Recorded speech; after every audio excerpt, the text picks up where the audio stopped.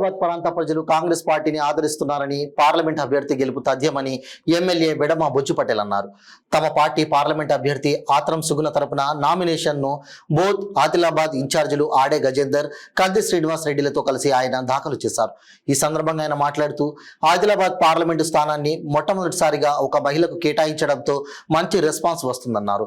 ఆదిలాబాద్ పార్లమెంటుతో సహా మొత్తం తెలంగాణలో 15 లోక్సభ స్థానాలను కాంగ్రెస్ కైవసం చేసుకోబోతుందని ధీమా వ్యక్తం చేశారు. ఈ రోజు ఒక్కటే నామినేషన్ దాఖలు అయినట్లు రిటర్నింగ్ అధికారి తెలిపారు.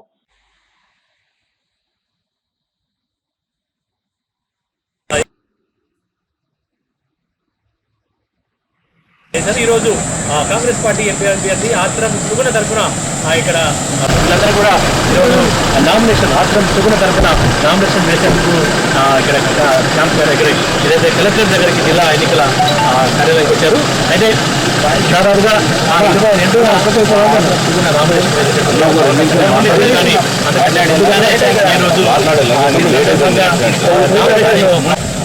నామినేషన్ కోసం ఇక్కడ జిల్లా ఎన్నికల కార్యాలయం వద్ద మనం చూస్తున్న స్టేషన్ వేసేందుకు వచ్చారు. అక్కడ తరఫున ఆ తర్వాత ఎన్నికల విచారణకు సంబంధించి ఆ తర్వాత నామినేషన్కి సంబంధించి అయితే కాసేపట్లో మీడియాతో మాట్లాడేటటువంటి ఒక అవకాశం మనకు కనిపిస్తుంది.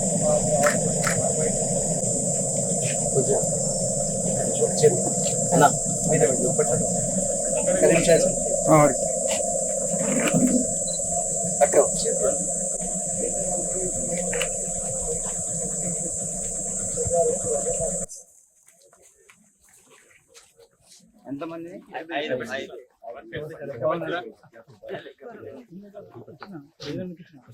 ఓన్లీ 5 మెంబర్స్ అంతే.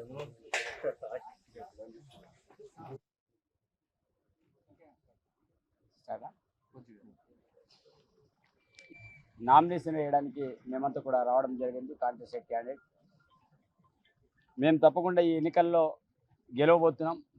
మా లక్ష్యం ఒక్కటే, తెలంగాణ రాష్ట్రంలో 15 సీట్లను సాధించడం మా లక్ష్యం.